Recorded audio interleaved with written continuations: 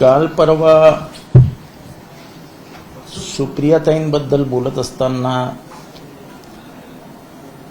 सुनील तटकरे साहेबांनी म्हटलं की मी शूद्र असल्यामुळे कदाचित माझ्यावर टीका होत असेल. हे ते विसरले की हे म्हणत असताना जरा मागे वळून बघितलं असतं किंवा डोळे बंद करून मागचा विचार केला असता तर तुमच्या घरात मिळालेली पदं याचा विचार केल्यानंतर महाराष्ट्रातल्या चांगल्या चांगल्या घराण्यांनाही पदं मिळाली नाहीत इतकी पदं तुमच्या घरात होती. आपली संख्या कमी असताना केवळ शेका पक्ष हा साहेबांना वडिलांप्रमाणे वागवतो म्हणून विरोध असतानाही मीनाक्षीताई पाटील, जयंत पाटील या सगळ्यांनी साहेबांचा आग्रह मान्य करून पहिल्यांदा आपल्या मुलीला म्हणजेच आदितीताईंना विधान जिल्हा परिषदेचं अध्यक्ष घोषित केले, त्यांना मतदान केलं. जेव्हा जेव्हा आपल्यासमोर अडचण उभी राहिली तेव्हा तेव्हा साहेब शिका पक्षाशी बोलले आणि आपल्या विजयाचे मार्ग सुकर करत गेले. आपल्याला मंत्रिपद दिलं, आपण भावासाठी आमदारकी मागितली ती दिली, आपल्या पुतण्यासाठी आमदारकी मागितली ती दिली, आपल्या मुलासाठी आमदारकी मागितली ती दिली, खासदारकीची वेळ आली तेव्हा आपल्याला खासदारकी दिली. असं कुठलं पद होतं महाराष्ट्रातलं ते दिलं नाही. म्हणजे मी स्वतःला ज्येष्ठ म्हणू शकतो, पण मला मागे ठेवून आपल्या मुलीला रायगड जिल्ह्याचं पालकमंत्रीपद देण्यात आलं. मी एक शूद्रच होतो, मला काय मिळालं? एवढं जर तुम्हाला शूद्राबद्दल प्रेम होतं तर एक शूद्र बम पुरंदर यांच्या विरुद्ध लढत होता. कारण का बम पुरंदरेंनी कुणब्यांविषयी अतिशय घाणेरडं लिहून ठेवलं होतं की अशी वेळ होती की 4 आण्याला 5 कुणबिनी मिळत असत. या विरुद्ध मी आवाज उचलला की बम पुरंदरे असे कसं लिहू शकतात. तेव्हा कधी आपल्याला वाटलं नाही बम पुरंदरेंच्या विरोधात बोलावं. किंबहुना तुम्हाला आठवतही नसेल की तुम्ही मला दम दिला होता, दम, की पक्षामध्ये अजिबात चालणार नाही आणि बम पुरंदरेंची माफी मागा आणि हे तुम्ही मागे घ्या. आणि तेव्हाच मी आपल्याला सांगितलं साहेब माझा या विषयावर अभ्यास आहे, मी काय मागे घेणार नाही. आणि नशिबाने माझे साहेब म्हणजे पवार साहेब हे व्यक्ती स्वातंत्र्य आणि विचार स्वातंत्र्याच्या बाजूने असल्यामुळे मी त्यांना फोन केला की साहेब माझी काही चुकी झाली का, मी मागे घेऊ का? तर ते म्हणाले तुझे ते विचार आहेत, तू अभ्यास करतो त्याच्यावर, याचा आणि पक्षाचा काय संबंध येतो. तेव्हा साहेब आपल्याला आठवलं नाही की बम पुरंदरेंना बोलावं. बरोबर सुप्रियाताईंना बोलताना आपल्याला आठवलं. सुप्रियाताई जेव्हा आपल्याला मंत्र्यांच्या घरोघरी घेऊन फिरायच्या, आपलं काम असेल तर प्रत्येक मंत्र्याच्या दारात जायच्या, सगळ्या मंत्र्यांकडे आपला दबाव वापरून आपलं काम करून द्यायचा, जे आपल्या प्रत्येक ट्विटमध्ये दिसतं. हे सगळं आठवलं नाही तुम्हाला? सुप्रियाताईंनी आजपर्यंत आपलं नावच घेतलेलं नाही. मग हा जावई शोध कुठनं लावलात तुम्ही की मी क्षुद्र असल्यामुळे? तुम्ही क्षुद्र होतात, मीही क्षुद्र आहे आणि मी तर हे कायम बोलत आलोय. तुम्ही आज पहिल्यांदा बोललात, मी तर हे कायम बोललो आहे आणि मला अभिमान आहे क्षुद्र असल्याचा. पण क्षुद्राची व्याख्याही समजून घ्यावी लागेल. क्षुद्रांबरोबर लढताना शूद्रांना कोणाकोणाशी लढावं लागतं, कसे कसे लढावे लागते हे जरा आपल्याला आठवण ठेवून बोलावं लागेल. जातीय जनगणनेसाठी शूद्रांसाठी आपल्याला उभं राहावं लागेल. आपल्याला साहेबांनी ह्याच विश्वासाने 2दा प्रदेशाध्यक्ष केलं होतं, सगळे अधिकार दिले होते.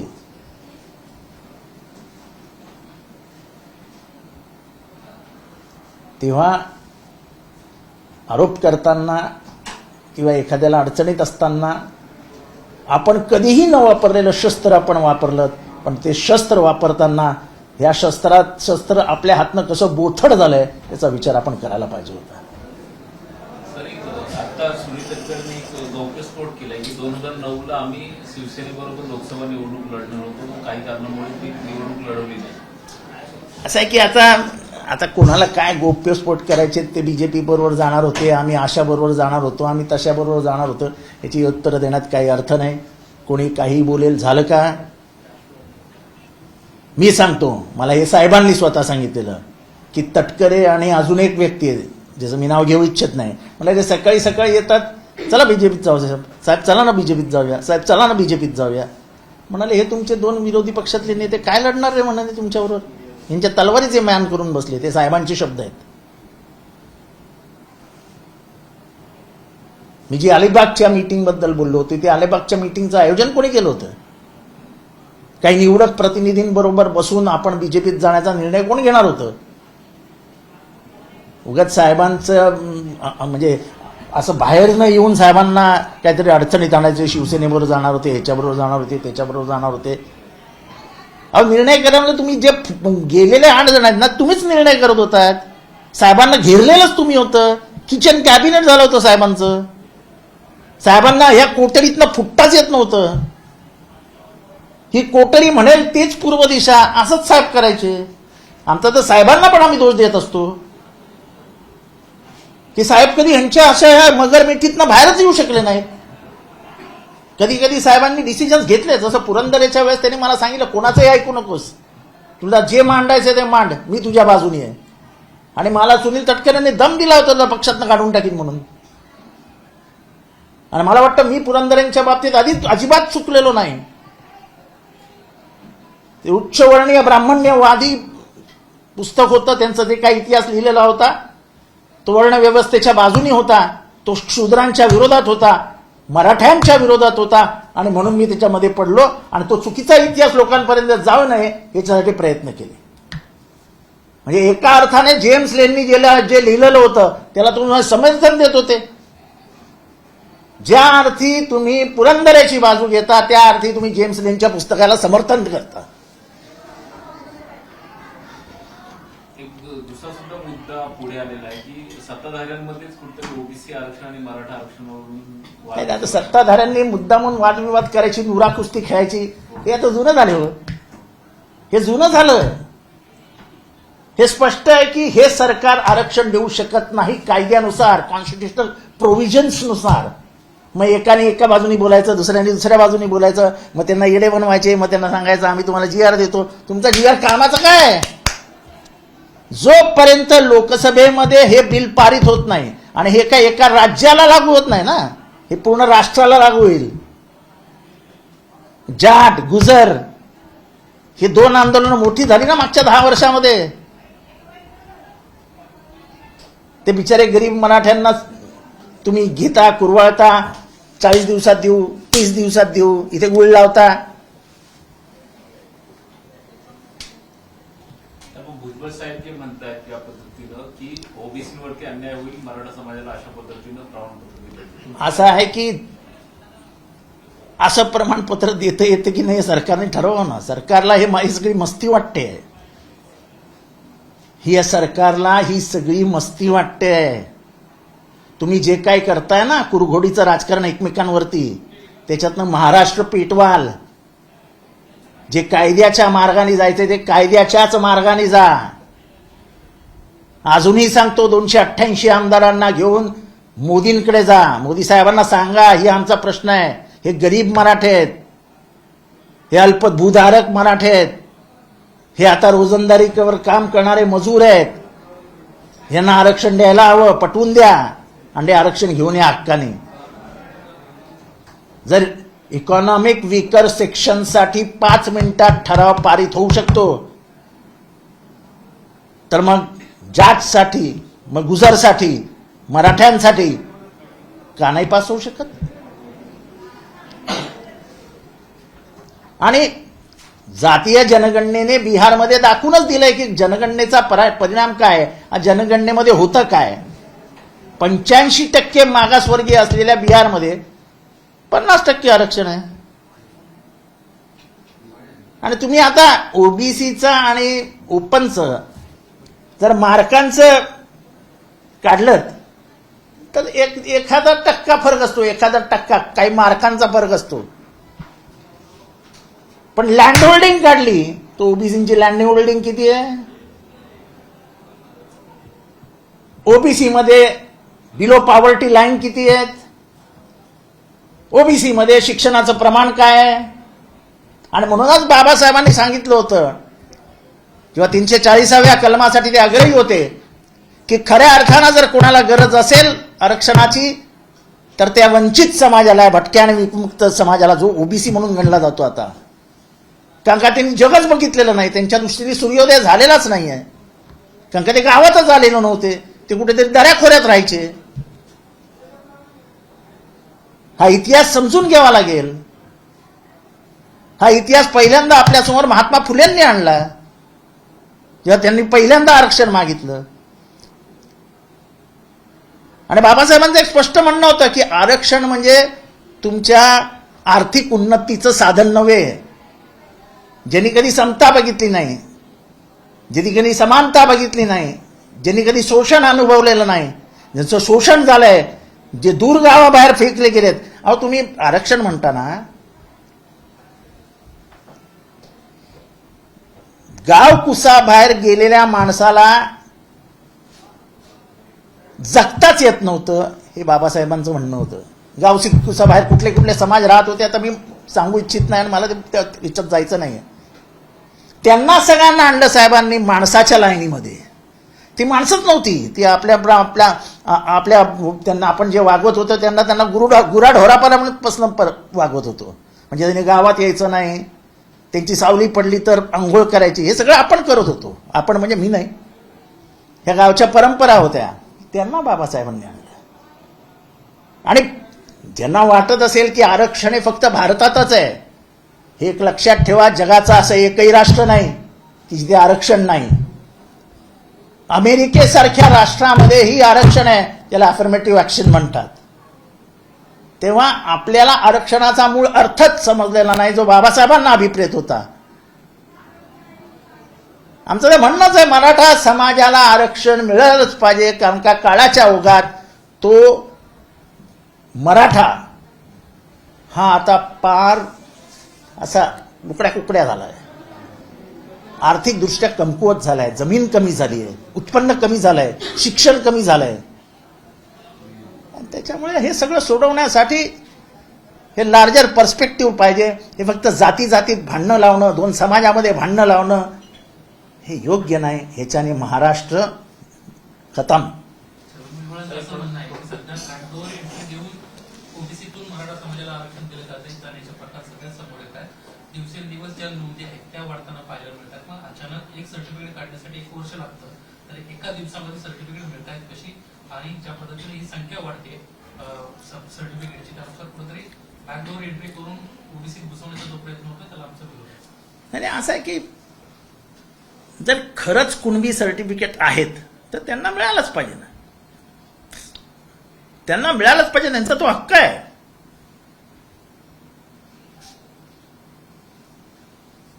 पण ओबीसी समाजामध्ये आपल्या महाराष्ट्रामध्ये 329 जाती आहेत.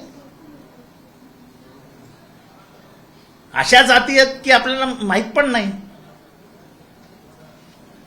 भामटा राजपूत हे किती जणांना माहिती असेल की भामटा राजपूत नावाची जात आहे?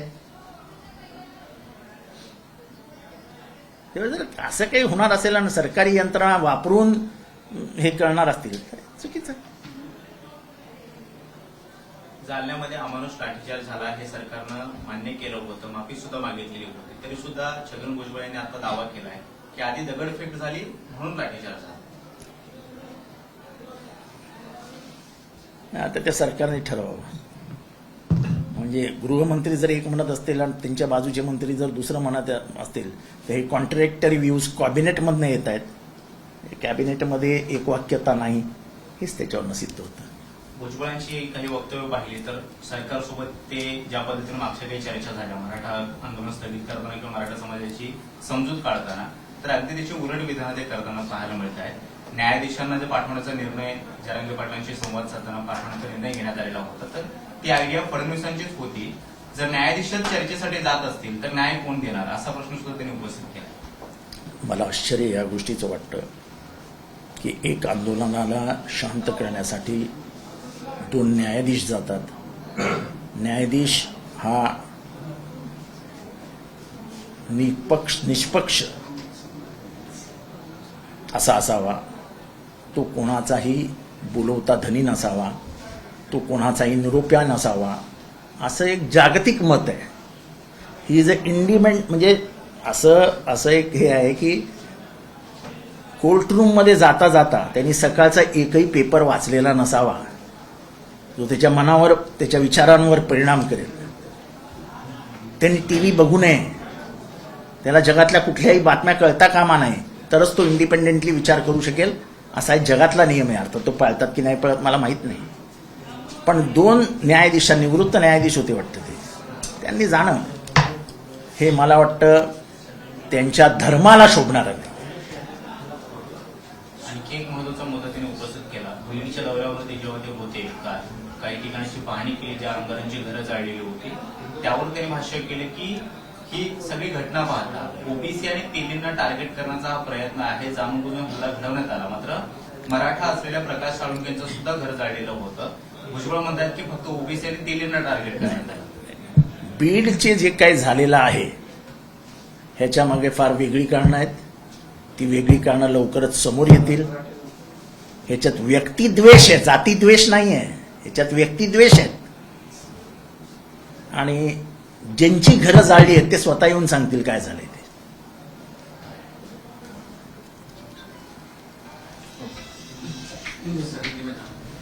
चला आता मराठीमध्ये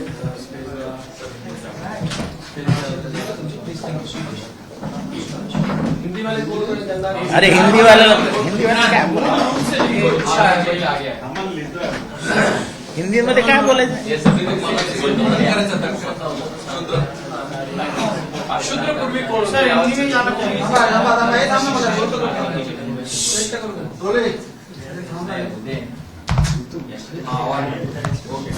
हा पुढे घ्या आता आमच्या साईडला घ्या.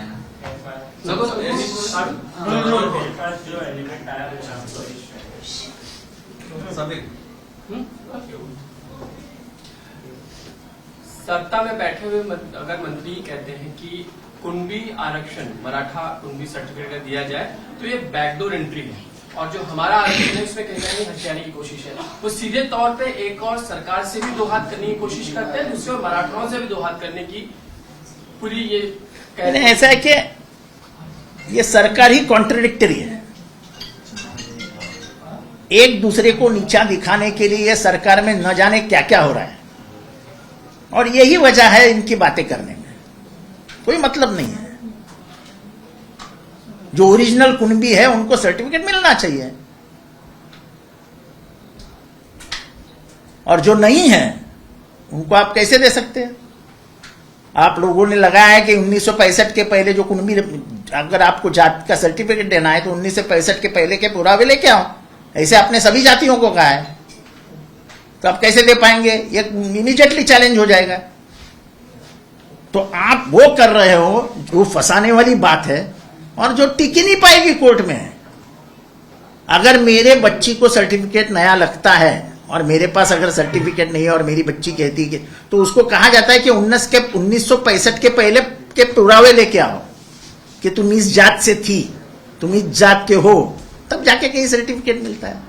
सर्टिफिकेट निकालना आसान काम नहीं है, बहुत भागम दौड़ी करनी पड़ती है. जरा पिछड़े वर्ग को पूछिए कितने भागम दौड़ी करती है. जो समाज, जैसे मैं कहूं मातंग समाज है, वो मातंग समाज के सर्टिफिकेट बापजादाओं का सर्टिफिकेट रहता है, लेकिन जब वो मांगने जाता है तब उसको बोलते कि 4 पीढ़ियों का सर्टिफिकेट लेके आओ.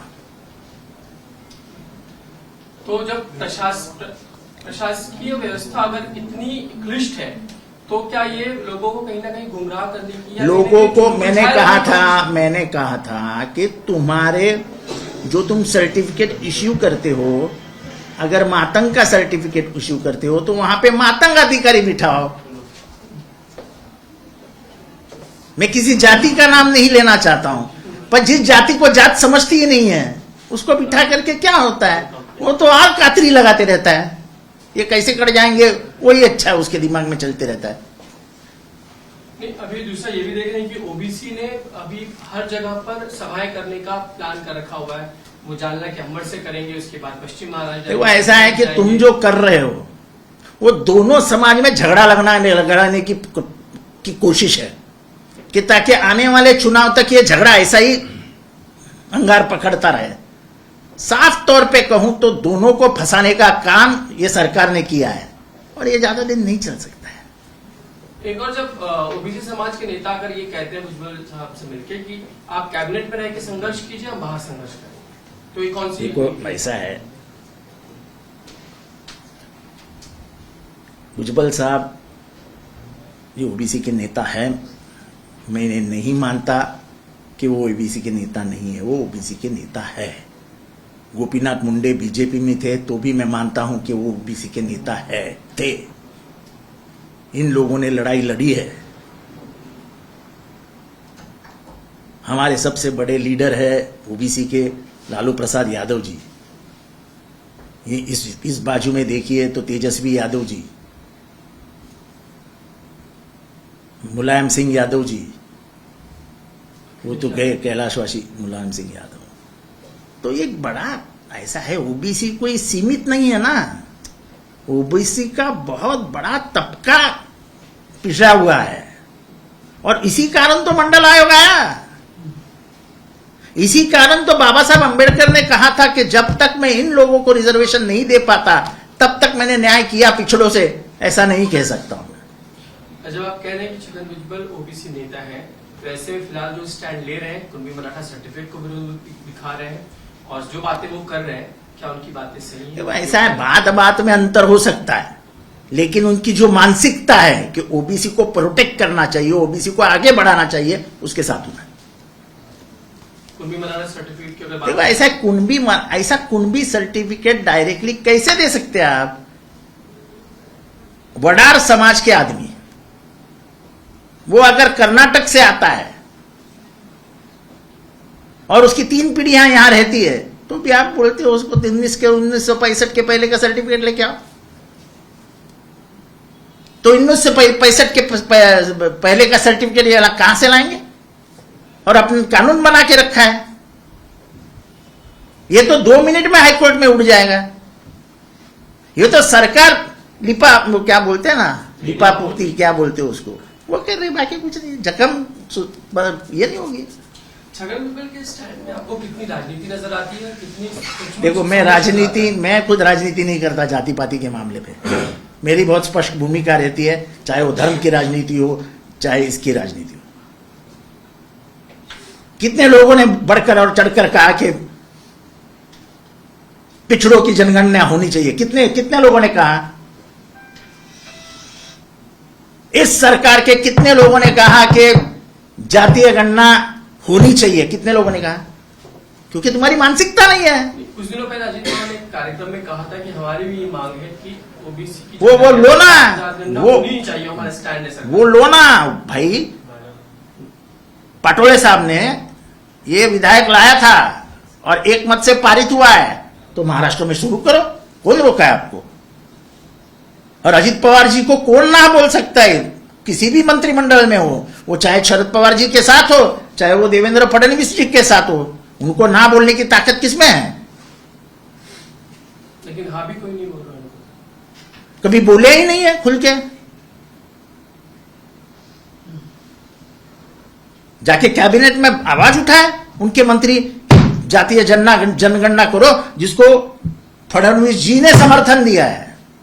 वो जो ठहराव रखा गया था उसको तो स्वयं मुख्यमंत्री हमारे उद्धव जी ठाकरे साहब, स्वयं उप मुख्यमंत्री, स्वयं एकनाथ शिंदे जी, इन्होंने सबने कहा था कि जातीय जनगणना होनी चाहिए। तो फिर देर किस बात की? अगर अजीत दादा को इतनी चाहत है 2 मिनट में काम खत्म।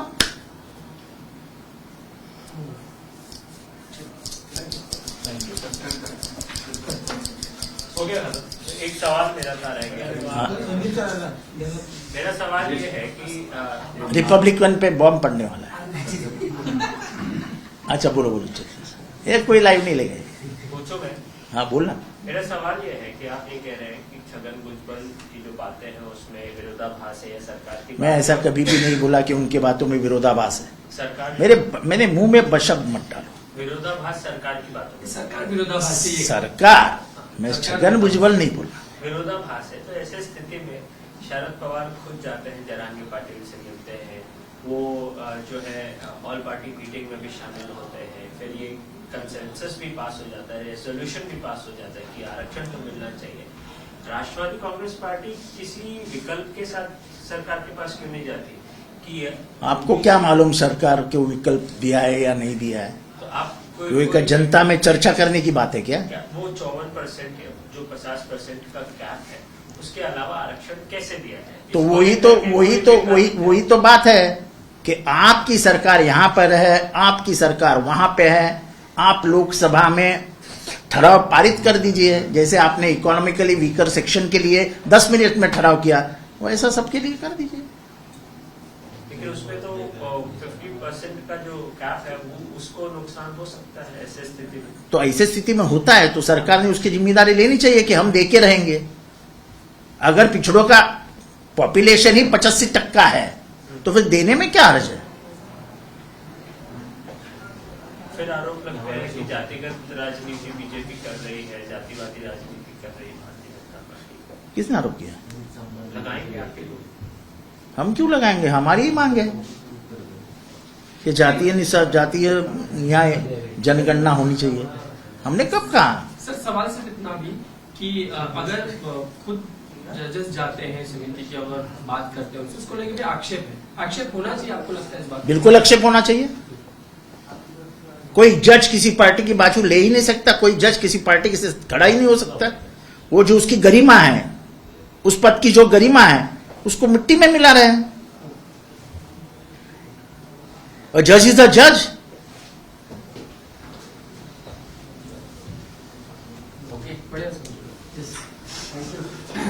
बढ़िया सगळे माझे नाही होते. बंद करा सगळे माझे नाही. माझी जरी असले तरी त्यांनी कुठशात मध्ये पडायला पाहिजे, ह्याला काही मर्यादा आहेत. एका जातीच्या राजकारणामध्ये एखाद्या जजनी जाणं हे त्याला शोभा देत नाही.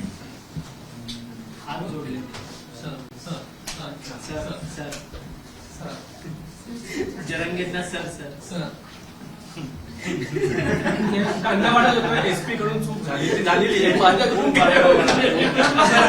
म्हणून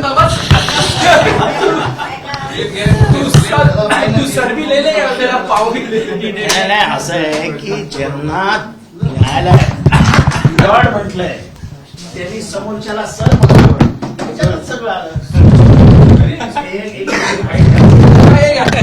लाला फिर से डालो हिंदी बोल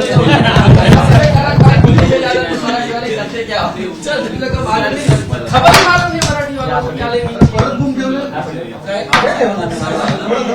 हमें उलट काय झालं अपना जीको भी रख ते काय परत बाईक अरे अर्जंट है कंटिन्यूस कॅमेरा दोन सेकंड ऑनलाईन कसं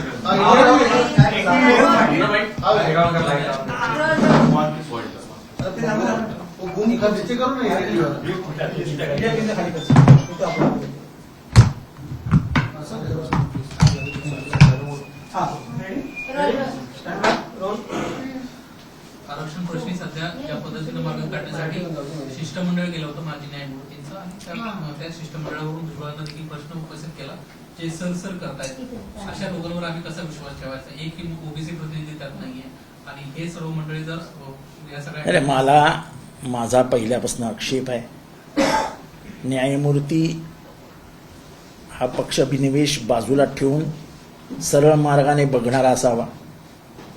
आणि पहिली गोष्ट, ज्याला कोर्टामध्ये मिलॉर्ड म्हणतात, हिज लॉर्डशिप म्हणतात, म्हणजे इतक्या सन्मानाने त्यांना बोललं जातं, त्यांनी समोरच्याला जाऊन सर म्हणणं हे माझ्या दृष्टीने तरी योग्य नाही. न्यायाधीश असतो, तो निवृत्त झालेला असला तरी त्याला काही अधिकार असतात, तो आर्बिट्रेशनमध्ये असतो, तो वेगवेगळ्या चौकशी समित्यांमध्ये असतो, आणि त्यांनी एका जातीय ह्याच्या म्हणजे आरक्षणाच्या भूमिकेमध्ये जाताना आंदोलनकर्ता कितीही मोठा असो, पण ज्या खुर्चीवर तुम्ही बसला होतात त्या खुर्चीची लाज घालवता कामा नये. सही है, वो देखें कि अगर कोई आंदोलन करता हो उसके सामने जज जाए, समिति खासकर अध्यक्ष जाए, जज है, वो कहे कि सर सर सर तो ऐसा चीज है, ऐसी चीज है, पहले तो उन्होंने इनकार कर देना चाहिए था कि हम ऐसे लफड़े में नहीं गिरेंगे. दूसरी चीज, हम क्या थे उनको याद आना चाहिए था. कोई भी न्यायाधीश इस स्तर पे जाके गिरना, ये भारतीय न्याय व्यवस्था का अपमान है. जिसको भरी कोर्ट में